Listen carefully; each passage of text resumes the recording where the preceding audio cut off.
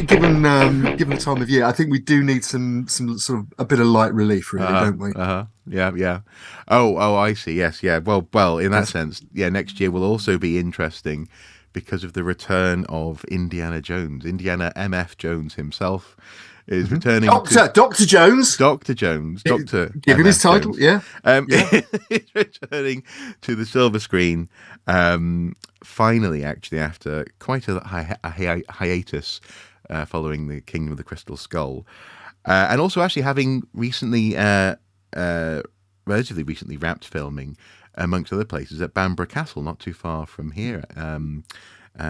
I believe Harrison Ford was even seen dining in local cafes and stuff like that. It was very exciting. And rumor has it, vehicles from the Second World War and extras dressed as Nazis were seen. So does this mean we're getting the band back together and going back to the classic Indy Nazis? We hate these guys. I think we are.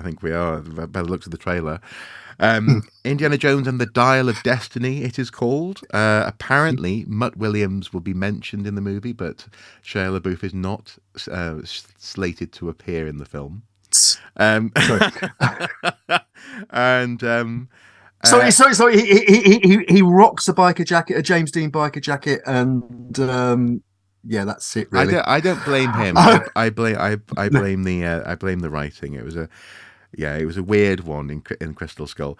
But it's gonna be interesting. Yeah, well, the thing is, I let's see how they handle it this time, because obviously it is well known that, I mean, even when they made Crystal Skull, wonderful actor that he is, the years were bearing down on Harrison Ford already. So the action hero stuff, you get the sense that Mutt was there to do the action stuff that Indy couldn't do credibly anymore.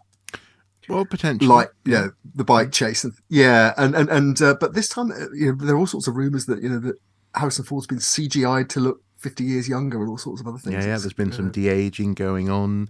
I'm presuming there's going to be either an element of time travel, or at the very least lots of flashbacks to contextualize the drama, by the look of it. And I mean, two things come to mind. First of all,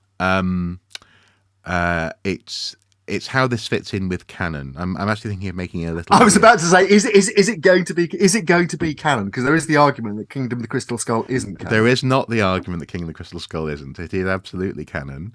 I actually have. In the same way that there's an argument as to whether Die Hard is a Christmas movie or not. No, which of course it absolutely no. is. Well, yes, it is. Yes, it is. Yeah, absolutely. You see, I have here the Lost Journal of Indiana Jones, which was given to me by a mystery person when I lived. Oh, you've mentioned this before. Yeah. Exactly. The Rosetta Stone of Indy lore. Indeed, you've mentioned this before. And it, in that sense, it mentions the events of Crystal Skull. Right. It also ties in with some of the computer games and some of the other stuff, both before and after the trilogy, as was.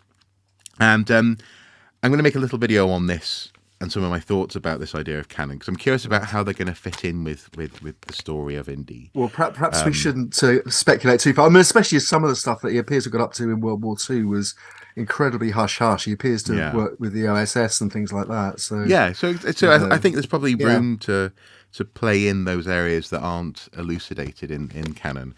But I just hope they don't destroy canon. Yeah, and that's it. Actually, there appears to be room as well that even though this is meant to be the last Harrison film, Harrison Ford film, which sort of ties up the loose ends and all the rest of it, there'll be enough loose ends left dangling that they can make Indy franchise ad infinitum. So, well, there's a TV show on its way that's been announced for Disney Plus as a streaming TV show.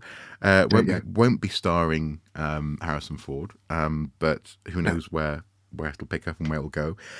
Some of the rumours that have been doing the rounds have been shown not to be true. Some particularly toxic fan base people, were freaking out at the prospect of Indiana Jones being replaced by Phoebe.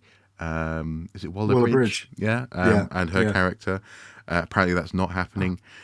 One of the great things. What's wrong with it? Come on, we're 30 years on from Lara Croft. What the hell's wrong with the idea of a female action hero? Because the way that people were saying it was rumored to happen was a way that literally negated and literally erased in time, everything that Indy had done.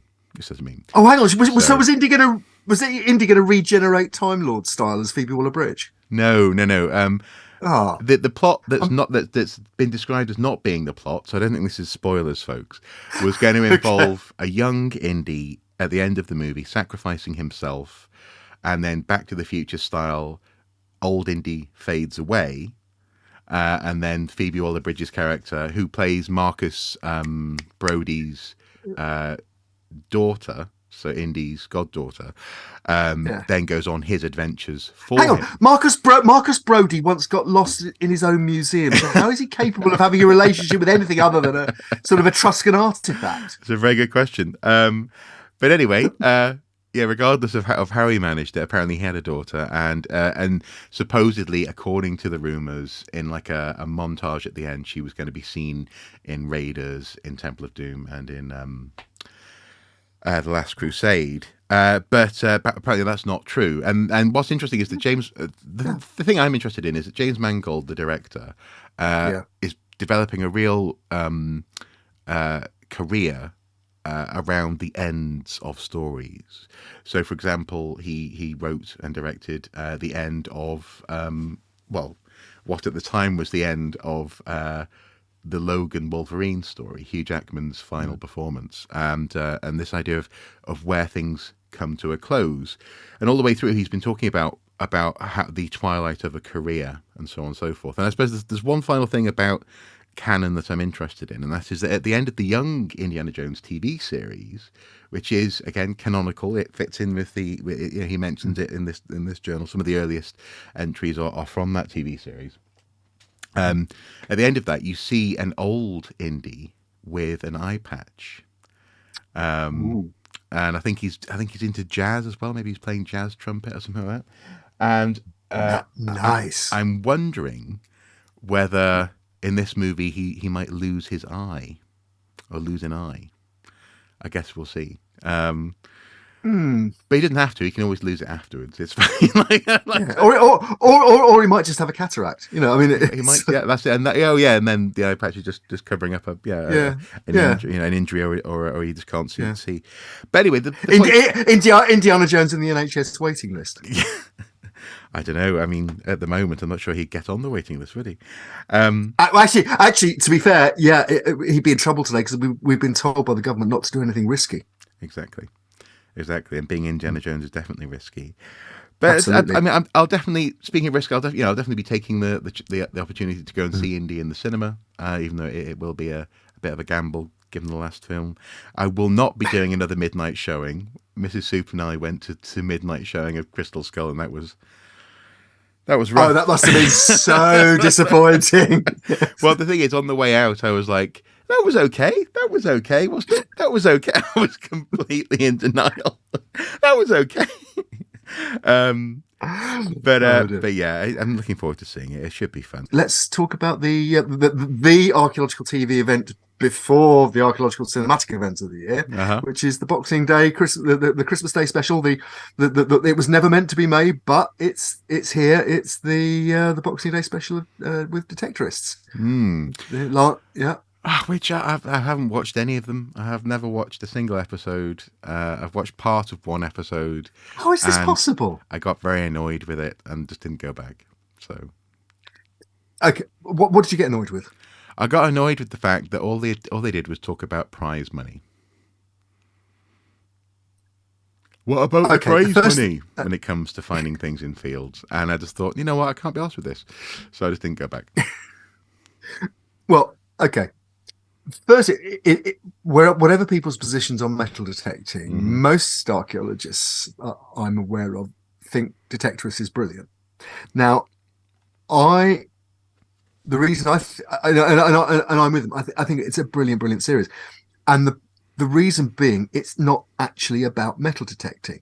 Metal detecting is the vehicle which enables Mackenzie Crook, who writes it, to talk about middle-aged, broadly speaking, working class white men trying to identify and make their place in the world in the second, in the third decade of the 21st century. It's about men and modern life. It's not about metal detecting at all.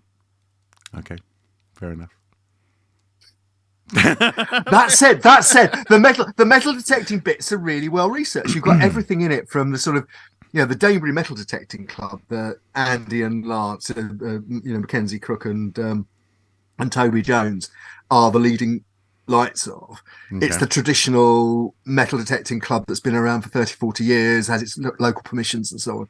You've then got the sort of pseudo sort of commercial dirt sharks who go around hiring out their services and are made to look, who are presented as basically complete idiots, but utterly sort of commercially minded and in it for the prize money. And then you get storylines like the storyline whereby they were looking for a World War II aircraft crash site, which involved an explanation of the Protection of Military Remains Act, and involved a metal detectorist who was also a hawk, a thief. Right. Okay.